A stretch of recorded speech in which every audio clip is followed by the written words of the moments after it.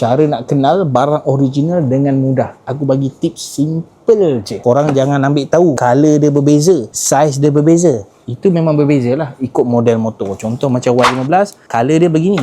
FZ lama, color dia begini. Y15, sizing dia begini. FZ lama, sizing dia begini. Tu tak payah kira. Tips paling mudah adalah pertama sekali, kalau original punya clutch plate, pertama mesti datang kotak lapik macam ni.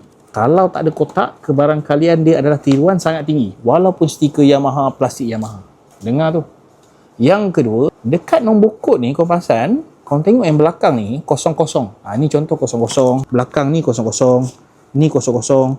Ni kosong-kosong. Kalau kosong-kosong tu ada palang macam ni, tapi yang lagi satu tu tak ada palang, kebarang kalian yang tak ada palang tu adalah tiruan tu sangat tinggi. Itu tips dua benda yang aku bagi untuk orang. Mudah untuk kena pasti sama ada original ataupun tidak. Jangan tertipu. Benda ni biasa orang buat tiruan. Dia jual murah-murah, letak nama Yamaha, letak 100% genuine, korang pun percaya. Beli, benda boleh pakai tapi tak tahan sama macam motor yang keluar kilang korang. Itu masalah dia.